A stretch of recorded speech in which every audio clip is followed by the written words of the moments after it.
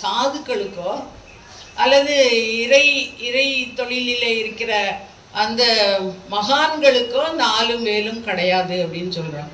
நிறைய பேர் நம்ம கிராமத்தில் நான் பார்த்துருக்கேன். செங்கட்டியை உடச்சி டக்குன்னு அதை எடுத்து செங்கலை வச்சு விளக்கிடுவாங்க. அப்புறம் சாம்பல், அடுப்பு சாம்பல் எடுத்துகிட்டு வந்து விளக்குவாங்க. ஒரு சிலர் நல்ல மணலை எப்படி கையில் வச்சு அப்படியே கொஞ்ச நேரம் அப்படி பண்ணுவாங்க. அது மெல்லிசான பூ மாதிரி மணல் வரும், அந்த மணலை வச்சு விளக்குவாங்க.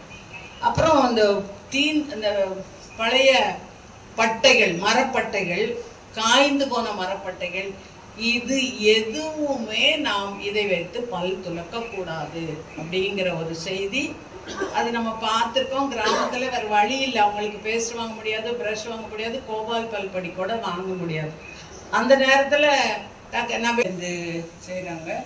அப்புறம் காலையில் வந்து இந்த இளம் வெயிலில் தேக படக்கூடாது. அவர் எப்போதும் அது ரொம்ப மிக அருமையாக எல்லா விதத்தையும் அவரும் அப்படிதான் இருந்திருக்காரு. ஏன்னா உடல் முழுமையாக தன்னுடைய உடலை மூடிக்கொண்டு தான் எல்லா அவருடைய படங்கள் அல்ல மற்ற எல்லா கோயில்களையும் நம்ம பார்க்குறோம். அந்த வெயிலில் உடம்பு படக்கூடாதுன்றாங்க. காலையில் இந்த 4 நாழிகை உடம்பை இந்த போர்வையால் மூட வேண்டும். எப்பொழுதும் அவர்கள் சொல்லுவது இளம் வெந்நீரில் குளிக்க வேண்டும். இளம் நீர், சூடான நீரைத்தான் குடிக்க வேண்டும். நல்ல தண்ணீர், சூடான தண்ணீர் தான் குடிக்க வேண்டும். அதே மாதிரி குளிக்கிறது பச்சை தண்ணியில் குளிக்கக்கூடாது. இப்போ திடீர்னு நம்ம வெளியே போகிறோம், ஒரு அருவியில் குளிக்கிறோம் அல்லது ஆற்றுல குளிக்கிறோம்னா அது அந்த டைமுக்கு மட்டும்தான். பட் ரெகுலராக நீங்கள் எதில் குளிக்க வேண்டும் என்றால் சூடான வெந்நீர். அது எல்லாம் நான் நினைக்கிறேன் இந்த கபம் அதெல்லாம் பிடிக்காமல் இருக்கிறதுக்காக இருக்கும். அதனால தான் அதை சொல்லியிருப்பாங்க. அப்புறம் அந்த விபூதி தரித்து சிவ சிந்தனையோடு சிறிது நேரம் திருப்பியும் அந்த காலையில் எந்திரிச்சு இருந்த மாதிரியே திருப்பியும் நீங்கள் விபூதி தரித்து சிவ சிந்தனையோடு இருங்கள் என்று சொல்கிறார்கள். பசிச்ச உடனே சாப்பிடுங்க அப்படிங்கிறார். பசிச்சா நீங்கள் அதை டிலேவே பண்ணாதீங்க. பசிச்ச உடனே சாப்பிடணும். என்ன சாப்பிட சொல்கிறாருன்னா சீரக சம்பா அரிசி சாப்பிட சொல்கிறார். மற்ற எந்த அரிசியும் நீங்கள் உண்ணக்கூடாது. அந்த சீரக சம்பா அரிசி கூட எப்படி இருக்கணுமானா ரொம்ப குழைந்தும் இருக்கக்கூடாது, ரொம்ப விதவிதையாகவும் இருக்கக்கூடாது. ஒரு நடு அந்த அதனுடைய கன்சிஸ்டன்சி ரொம்ப குழஞ்சும் இல்லாமல் ரொம்ப விதவிதையாக அந்த பருக்கை சில சமயம் அரிசி மாதிரியே இருக்கும். ஊற வச்ச அரிசி எப்படி இருக்கோ அப்படி சாப்பிடக்கூடாது. இரண்டுக்கும் இடையிலே உள்ள ஒரு பதத்தில் நீங்கள் அந்த சாப்பிடணும் அப்படின்னு சொல்கிறாங்க. நீர் குடிக்கிறது நிறைய தண்ணி மொடாது. இப்போ நம்மளாம் ஒரு பாட்டில் எடுத்தோம்னா முழுசும் முடிச்சு தான் கீழே வைப்போம். இப்போ தான் அதெல்லாம் கொஞ்சம் அறிவு வந்திருக்கு. இனியும் அப்படியெல்லாம் செய்யக்கூடாது அப்படி. அப்புறம் ஐஸ் வாட்டர் ஃபுல்லாக எடுத்து குடிக்கிறது. அந்த இளஞ்சூட்டில் தான் நீங்கள் அதை குடிக்கணும் அப்படின்னு சொல்லியிருக்காரு.